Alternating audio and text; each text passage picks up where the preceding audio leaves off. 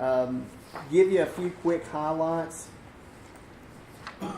In this, we have created a protective bubble around all the schools and churches of 250 feet.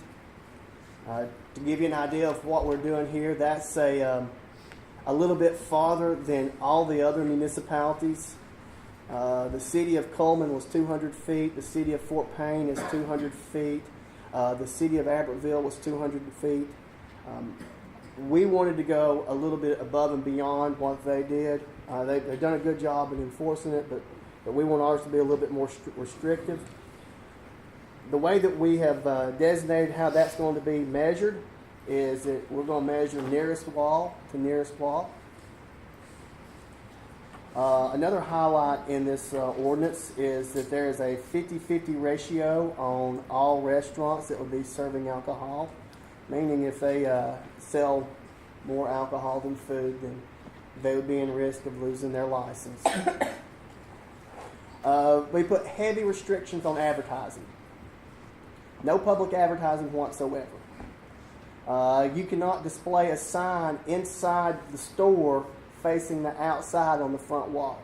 If you want to have any type of advertising for alcohol inside of a store, it has to be placed on the very back wall, and that's the only place that it will be allowed.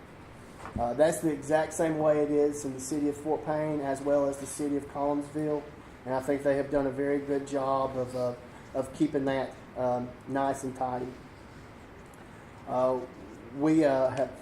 There's a alcohol review committee to review all applicants who apply for a license.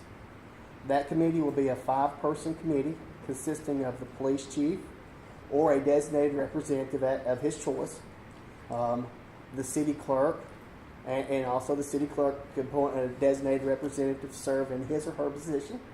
Also, the city clerk will serve as the liaison to the council for this committee. And the other 3 positions will be appointed by a majority vote of the council. We set the application fee to apply for a license at $175, plus all costs associated with notification, publication, and an ABI background.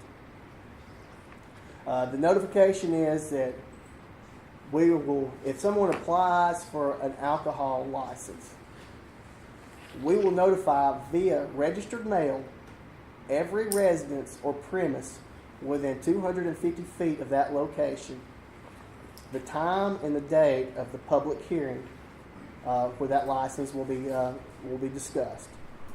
The publication cost will be in a local newspaper, and of course the ABI is a background check. It's an ABI background check.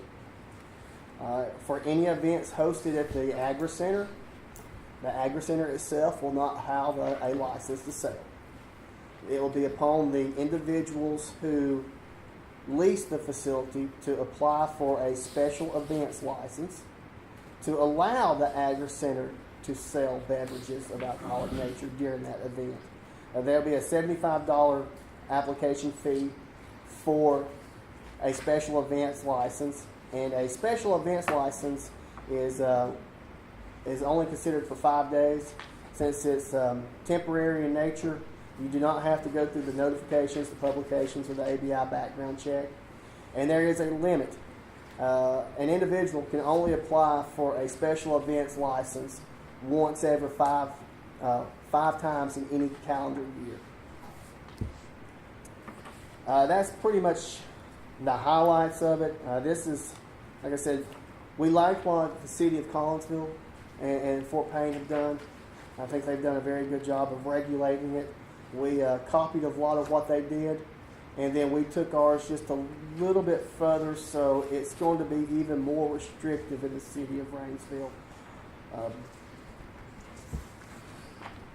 My question now is, do we want to go ahead and distribute this draft in its raw form so it can be read by the people of Rainsville before the election? My personal feeling on that right there is I think we kind of have an obligation to set this up to where people can view it if there is any questions. We told them they would at the meeting, so I mean, I think it Needs to be public. for them to see. Okay.